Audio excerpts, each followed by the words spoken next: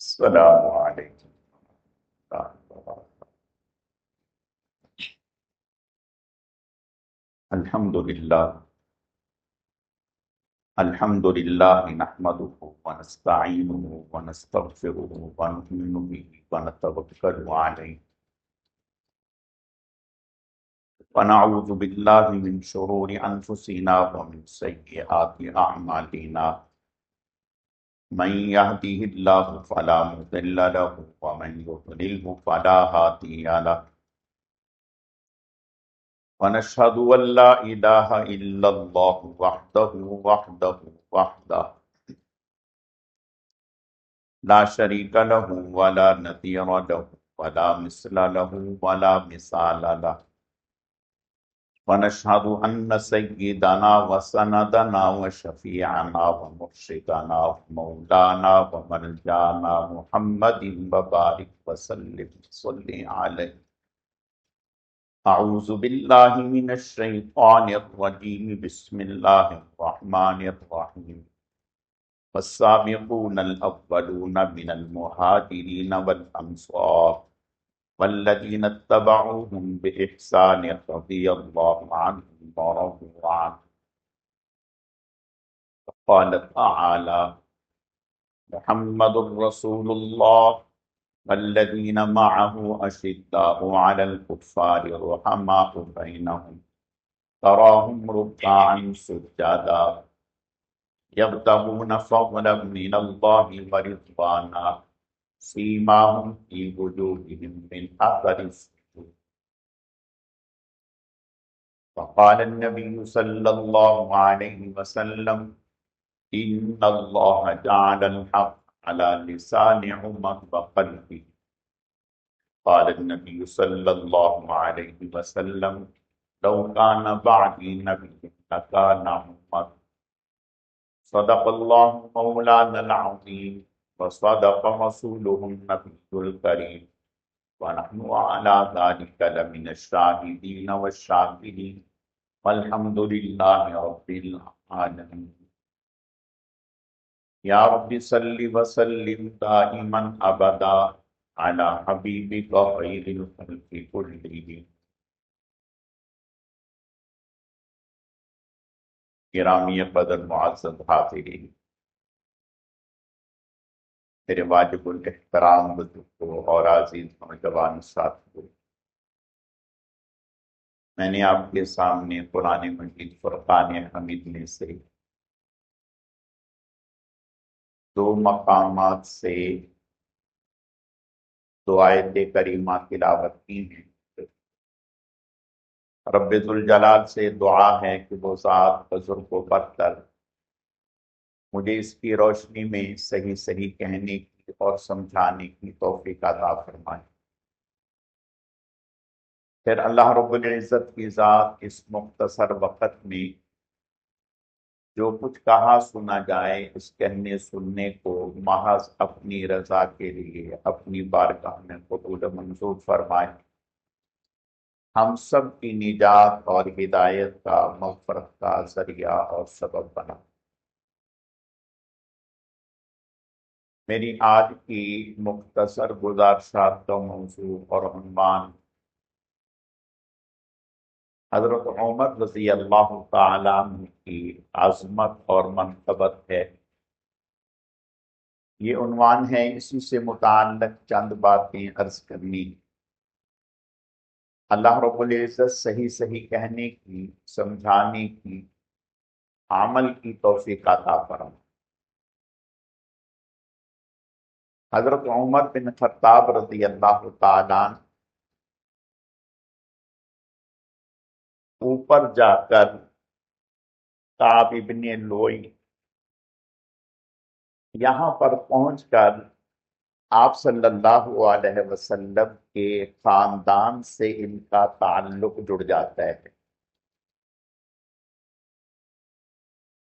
اور حضرت عمر بن خطاب رضی اللہ تعالیٰ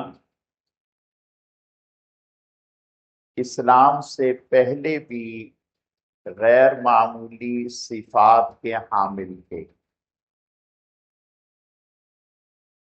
اپنے خاندان میں سفارتی معاملات کو دیکھنے کے لیے حضرت عمر بن خطاب رضی اللہ تعالیٰ عنہ اپنی خدمات سر انجام دیتے تھے. پڑھے لکھے تھے، تکلم میں فصاحت و بلاغت تھی، اور عرب کا جو ماحول تھا وہ ایسا تھا کہ ہر خاندان کا، قبیلے کا کوئی نہ کوئی خطیب ہوتا. وہ خاندان کے لوگ، قبیلے کے لوگ جب کہیں جاتے تو اپنے خطیب کو ساتھ لے کر کے جاتے، تو ہر ایک بات نہ کرتا. جو ان کا خطیب ہوتا وہی فصاحت و بلاغت سے اپنے خاندان کی، قبیلے کے کارنامے، خدمات لوگوں کے سامنے بیان کرتا. تو اس خاندان کے خطیب حضرت عمر بن خطاب رضی اللہ تعالیٰ عنہ تھے. جب بھی کسی بھی معاملے کے لیے جانا ہوتا تو یہ خدمات حضرت عمر رضی اللہ تعالیٰ عنہ دیتے. پھر حضرت عمر بن خطاب رضی اللہ تعالیٰ بہادر تھے، اور پھر ذی وجاہت تھے، ذی رائے تھے، قوت فیصلہ رکھتے تھے، سخی تھے، سخاوت کرنے والے تھے. تو اس طرح کی صفات حضرت عمر بن خطاب رضی اللہ تعالی عنہ میں پہلے سے ہی موجود تھی. جب آپ صلی اللہ علیہ وسلم نبوت و رسالت کا اعلان فرمایا اور لوگ اسلام میں داخل ہونے لگے تو ڈر اور خوف کا عالم تھا. چھپ چھپ کر لوگ اسلام میں داخل ہوتے تھے، اور کوئی بھی اپنے اسلام کو ظاہر نہیں کرتا تھا. آپ صلی اللہ علیہ وسلم بھی منع فرماتے تھے کہ اپنے اسلام کو ظاہر نہ کریں تاکہ مشرکین آپ کو تکالیف نہ پہنچائیں. ویسے تو ہر انسان کو اسلام کی ضرورت ہے.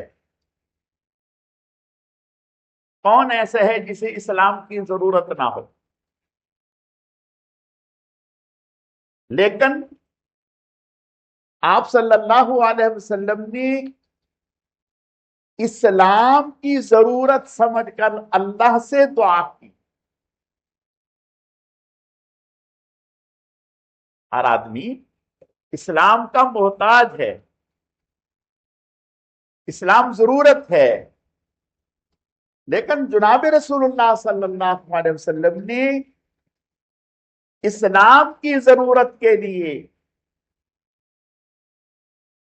اسلام کے غلبے کے لیے اللہ کی بارگاہ میں دعا کی کہ یا اللہ پاک، اسلام کو عزت بخشنے کے لیے، غالب کرنے کے لیے، طاقت بخشنے کے لیے دو میں سے ایک عطا کر دیں. اللہ پاک نے آپ صلی اللہ علیہ وسلم کی دعا کو قبول فرمایا، اور قبول فرما کر حضرت عمر بن خطاب رضی اللہ تعالی عنہ اللہ نے اسلام کے دامن میں ڈال دیے.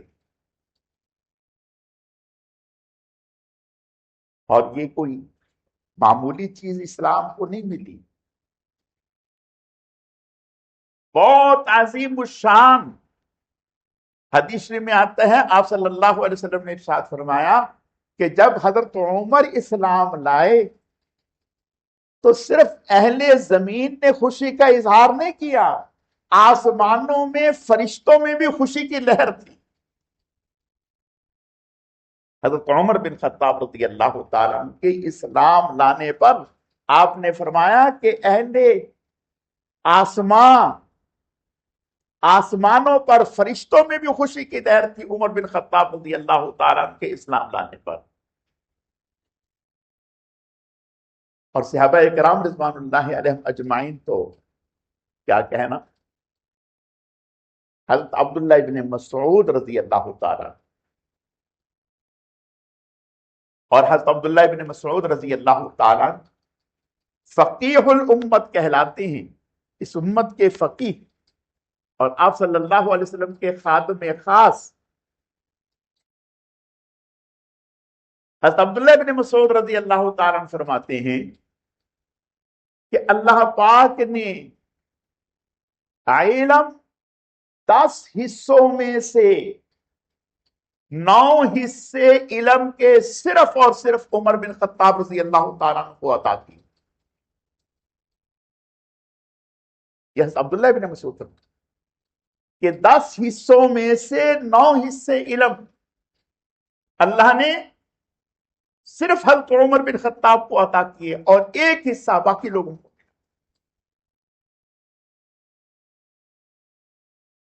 اور اس کی گواہی اللہ کے نبی نے بھی،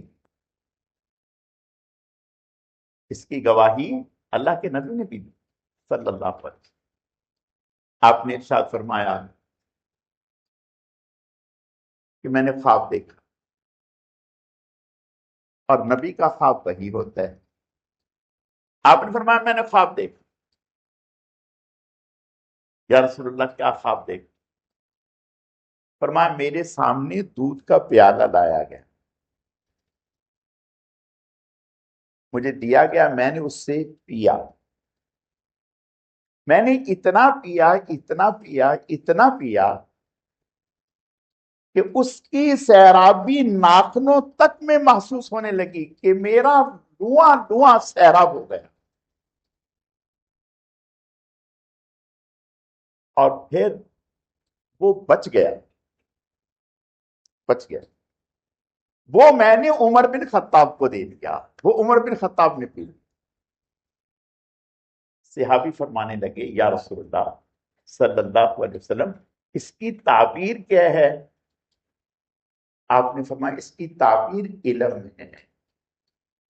علم ہے. رسول اللہ صلی اللہ علیہ وسلم کا لواں لواں علم تھا. فرمایا اس کی تعبیر علم ہے. وہ انسان، ہر انسان کی خواہش یہ ہے کہ میرا عمل اللہ کے ہاں قبول ہو جائے. بڑا خوش نصیب سمجھتا ہے انسان اپنے آپ کو جس کا عمل اللہ کے ہاں قبول ہو جائے. حضرت عبداللہ بن مسعود رضی اللہ تعالیٰ یہ فرماتے ہیں میری پوری زندگی میں اگر مجھے یہ پتا چل جائے کہ اللہ نے میرا فلاں سجدہ یا فلاں رکعت قبول کر لی، اللہ کے ہاں قبول ہو گیا، یعنی اوکے ہو گیا، ٹھیک ہے.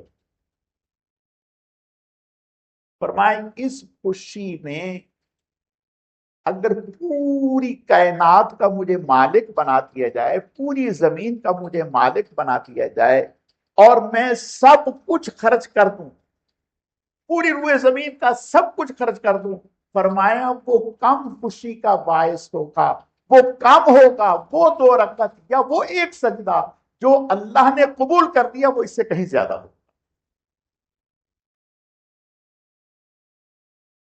یہ تو عمل کی بات ہے. عمر بن خطاب تو وہ شخصیت ہیں کہ جن کے مشورے پر اللہ مہر لگا کے بھیج دیتے، جن کے مشورے پر اللہ مہر لگا کے بھیج دیتی ہیں، جن کا مشورہ قبول ہے. 1 نہیں 2 نہیں، علامہ جلال الدین سیوطی رحمہ اللہ نے 20 چیزیں ایسی نقل کی ہیں جن پر اللہ تعالیٰ کی طرف سے حضرت عمر بن خطاب رضی اللہ تعالیٰ عنہ کی رائے اور عمل کے ساتھ موافقت ہوئی ہے. جن کے مشورے پر اللہ کی مہر ہے کیوں نہ ہو؟ اللہ کے نبی گواہی دے چکے. کیا فرما؟ ان اللہ جعل الحق علی لسان عمر وقلبی. لیکن نبی صلی اللہ علیہ وسلم اپنی مرضی سے کوئی بات ارشاد نہیں فرماتے جب تک کہ اللہ تعالی کی طرف سے وحی نہیں ہوتی، اطلاع نہیں ہوتی. آپ ارشاد فرماتے ہیں اللہ نے حق کے چشمے عمر رضی اللہ تعالیٰ عنہ کے دل پر اور زبان پر جاری و ساری کر دی. اور آپ کیا فرما رہے ہیں؟ لو کان بعدی نبی لکان عمر.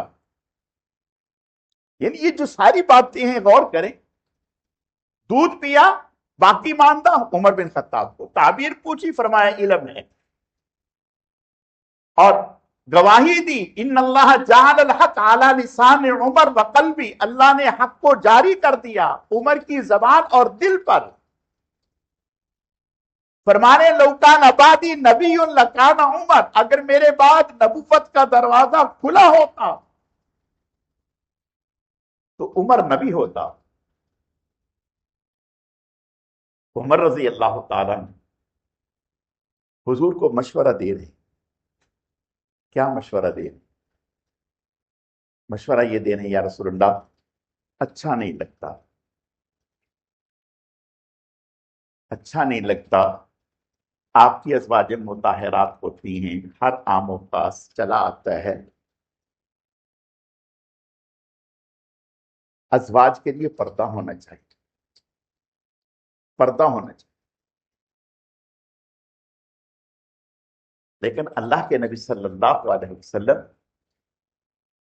اپنی مرضی سے کوئی کام نہیں جب تک کہ اللہ کی طرف سے اشارہ نہیں. حضرت عمر رضی اللہ تعالیٰ نے یہ مشورہ دیا، حضور سے یہ درخواست کی یا رسول اللہ اچھا نہیں لگتا. کیا حضور کو اچھا لگتا تھا؟ نہیں،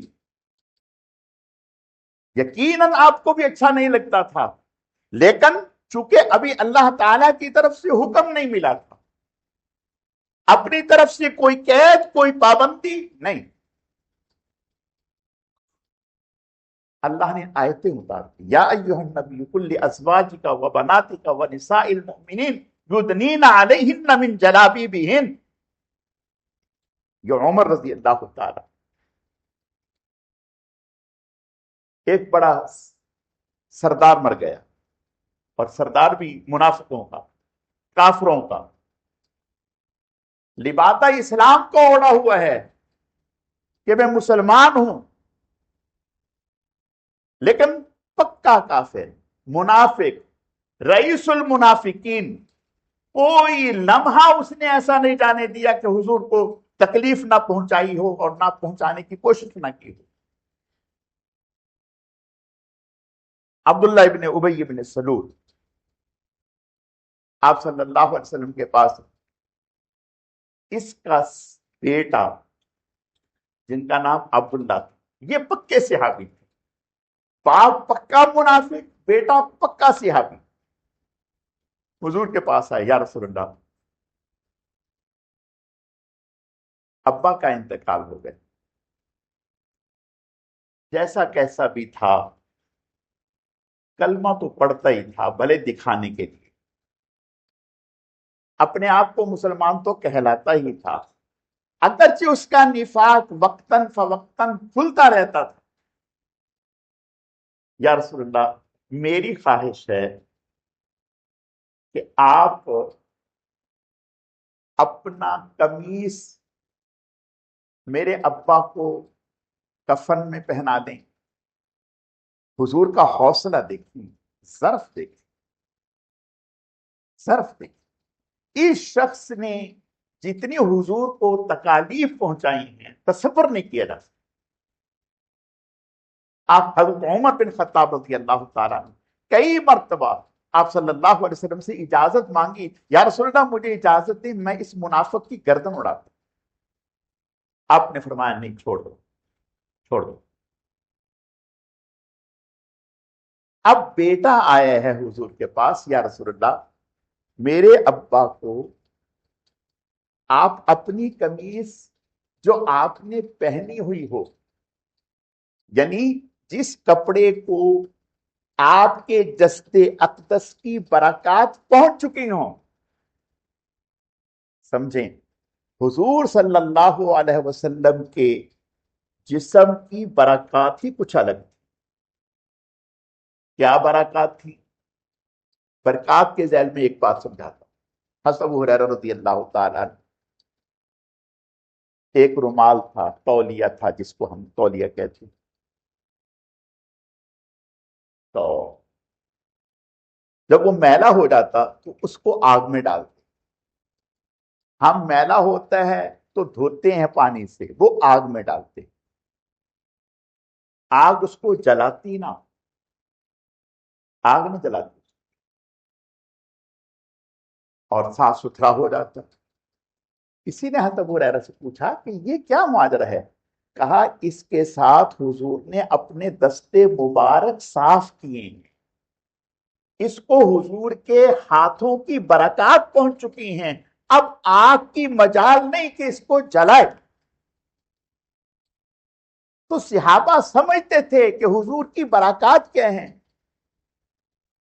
تو بیٹے نے کہا کہ کرتا بھی وہ جسے آپ کے جسد اقدس کی برکات پہنچ چکی ہوں، ابا کو وہ کرتا دے دیجیے، پہنا دیجیے۔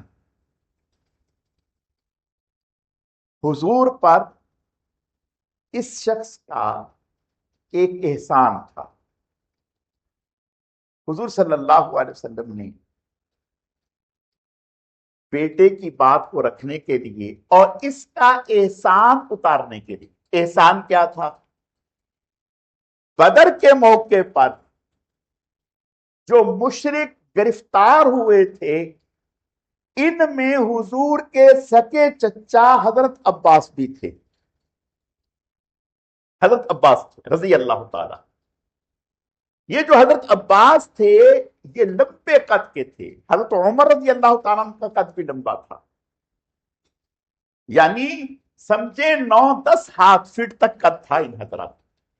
حضرت عباس رضی اللہ تعالیٰ اگر گھوڑے پر، اونچے گھوڑے پر بیٹھے ہوتے تو پاؤں زمین پر لگتے تھے، جیسے میں اور آپ کرسی پر بیٹھے ہوں تو ہمارے پاؤں زمین پر لگتے ہیں، تو یہ اگر گھوڑے پر بیٹھے ہوتے تو پاؤں زمین پر لگتے تھے۔ حضرت عبد المطلب کا قد بھی ایسا ہی تھا، ان کا قد بھی ایسا ہی تھا، حضرت عباس کا قد بھی ایسا تھا، حضرت عبداللہ ابن عباس کا قد بھی ایسا تھا۔ تو حضرت عباس کے جسم پر کرتا نہیں تھا جب گرفتار ہو کر کے آئے، تو حضور علیہ السلام نے صحابہ اکرام سے فرمایا کہ میرے چچا کو کرتا پہناؤ، تو کسی کا کرتا پورا نہیں آیا۔ یہ جو منافق تھا عبداللہ ابن ابی ابن سلول، اس کا قد بھی لمبا تھا، اس کا کرتا حضرت عباس کو پورا آ گیا۔ اس نے حضور کی خواہش پر اپنا کرتا لا کر پیش کیا جو حضرت عباس کو پہنا دیا گیا۔ حضور صلی اللہ علیہ وسلم پر زندگی میں اس کا یہ احسان تھا آپ پر۔ اب بیٹے نے خواہش کی کہ یا رسول اللہ میرے ابا جان کو آپ کفن کے طور پر اپنا کرتا دے دیں، اور کرتا بھی وہ جو آپ نے پہنا ہو۔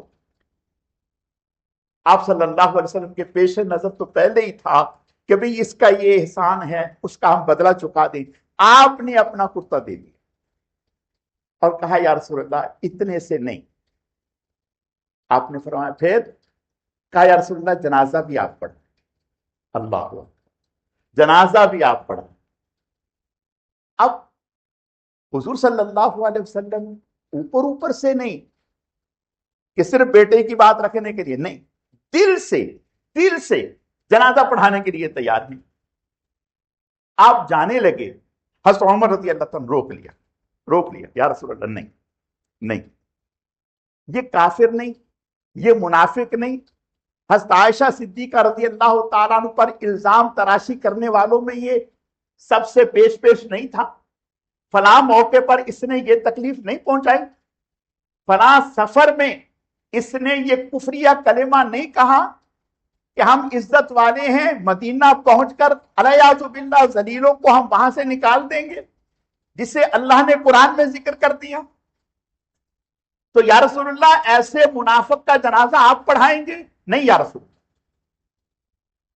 اور اللہ نے منع نہیں کیا، استغفر لهم او لا تستغفر لهم ان تستغفر لهم 70 مرہ، آپ ان کے لیے استغفار کریں یا نہ کریں، 70 مرتبہ بھی استغفار کریں تو اللہ نہیں بخشیں گے؟ یہ اللہ نے نہیں فرما دیا؟ آپ مسکرا رہے ہیں۔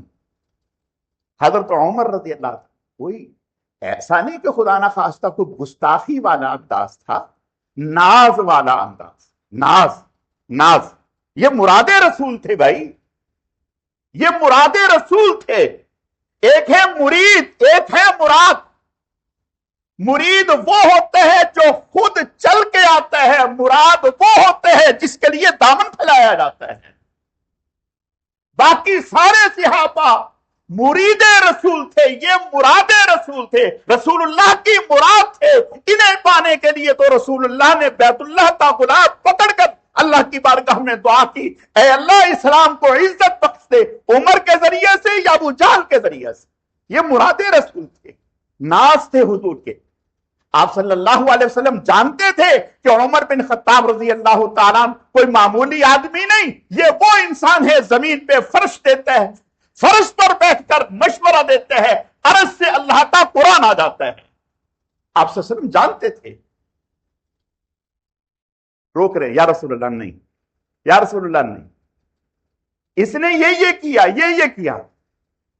آپ نے فرمایا ابھی منع نہیں آیا، ابھی صاف منع نہیں آیا، ابھی تو یہ کہا استغفر لهم او لا تستغفر لهم ان تستغفر لهم 70 مرہ، 70 مرتبہ بھی استغفار کریں گے تو ہم نہیں بخشیں گے، میں 70 سے زیادہ استغفار کر دوں گا۔ اللہ اکبر۔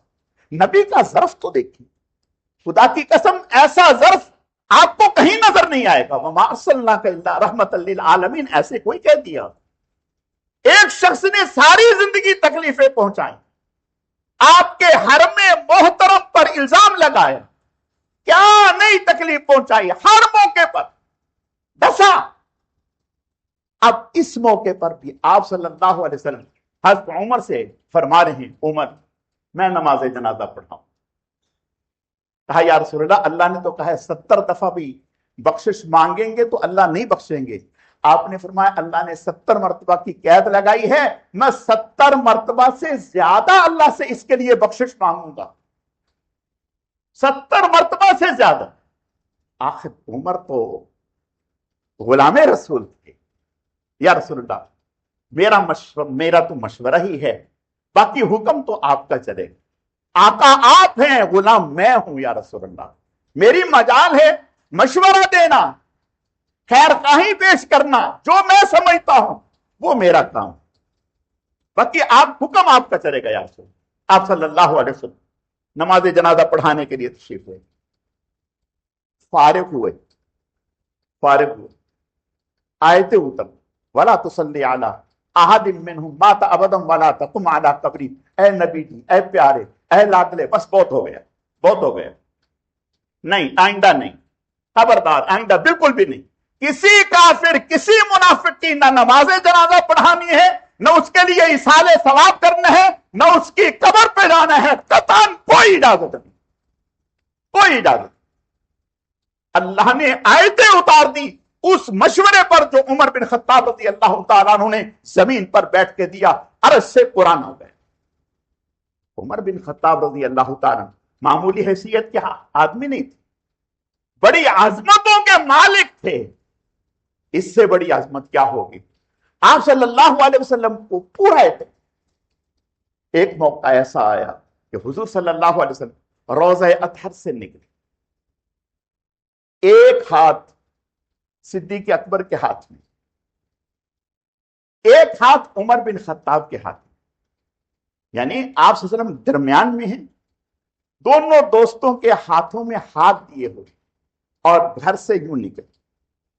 صحابہ کرام مسجد بھری ہوئی تھی، دیکھ کر کہنے لگے کہ ایسا لگا جیسے ستاروں کے جھرمٹ سے چاند نکل آئے، ایسا لگا جیسے ستاروں کے جھرمٹ سے چاند نکل آیا۔ صحابی دیکھ کے خوش، کہنے لگے یا رسول اللہ آج تو بہت پیارے لگ رہے ہیں، یعنی آپ کا ایک ہاتھ صدیق اکبر کے ہاتھ میں ہے، ایک ہاتھ عمر بن خطاب کے ہاتھ میں ہے، یا رسول اللہ ایسا منظر تو آج ہی دیکھنے کو ملا، بڑے پیارے لگ رہے۔ آپ نے فرمایا سنو، ہاکذا نبعث یوم القیامہ، قیامت کے دن بھی ہم ایسے ہی اٹھائے جائیں گے، میرا ایک ہاتھ صدیق اکبر کے ہاتھ میں ہوگا، ایک ہاتھ عمر بن خطاب کے ہاتھ میں ہوگا، ہم اسی طرح سے اٹھ کر کے حوض کوثر پہ پہنچیں گے۔ تو گویا جو صدیق اکبر کو اپنا امام مانے، عمر بن خطاب کو اپنا امام مانے، وہ تو حوض کوثر پہ آ جائے، حضور کے دستے مبارک سے جام کوثر پی لے گا۔ جس کو عمر اچھا نہ لگے، جس کو عمر کی صورت اچھی نہ لگے، جس کو عمر کی زندگی اچھی نہ لگے، جس کو عمر کی سیاست اچھی نہ لگے، نبی کو اس کا چہرہ بھی اچھا نہیں لگتا۔ نبی کو ایسا کوئی چہرہ پسند نہیں، اور اس سے بڑی بد نصیبی کیا ہے؟ معذرت کے ساتھ بات آئی تو سمجھانے کے لیے، کبھی حضور کے مواجہ شریف پر جا کر کے سلام نہیں پیش کرتا، مواجہ شریف پر چہرہ مبارک کے سامنے جا کر سلام پیش نہیں کرتا۔ کیوں پیش نہیں کرتا؟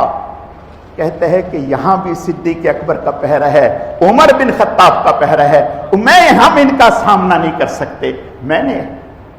تم کیا ہو، تم کیسے سامنا کرو؟ ہمارے نبی کا ارشاد جو اس وقت فرمایا قیامت تک زندہ رہے گا، آپ نے ارشاد فرمایا عمر اللہ نے تیرے میں وہ طاقت رکھی ہے جس راستے سے تو جاتا ہے شیطان راستہ چھوڑ دیتا ہے، جس راستے سے تو جاتے ہے شیطان وہ راستہ چھوڑ دیتے ہیں۔ جہاں عمر ہے مجال نہیں کہ شیطان سامنے سے گزر جائے، شیطان سامنے سے گزر جائے، تم نہیں جاتے۔ اللہ کے نبی کا ارشاد حق ہے، سچ ہے کہ شیطان عمر کا سامنا نہیں کر سکتا۔ تو میرے عزیزوں، اللہ نے ہمیں ایسے خلیفہ، ایسے حکمران، ایسی شان عطا کیے ہیں، ہماری خوش نصیبی ہے، سعادت مندی ہے، ہم ان کا تعارف نہیں کرواتے، یہ کسی تعارف کے محتاج نہیں ہیں، ہم تو اپنا ان کا نام لے کر اپنا تعارف کرواتے ہیں کہ ہم ان کے غلاموں میں ہیں، ہم ان کے نوکروں میں ہیں۔ دنیا بھی سنے، آسمانوں پر اللہ کے فرشتے بھی سنیں، کل قیامت کے دن جب میدان حشر برپا ہوگا اس وقت فرشتے گواہی دیں گے، اے اللہ یہ تو وہ تھے جو صدیق اکبر کے غلام تھے، عمر بن خطاب کے غلام تھے، عثمان ذی النورین کے غلام تھے، علی المرتضیٰ کے غلام تھے، حسن و حسین کے غلام تھے، ہم تو سب کے غلام ہیں، سب کو اپنے سر کا تاج سمجھتے ہیں، کسی ایک کی شان میں گستاخی بھی ایمان کے لیے خطرہ سمجھتے ہیں۔ اللہ تعالیٰ قدردانی کی توفیق عطا فرمائے۔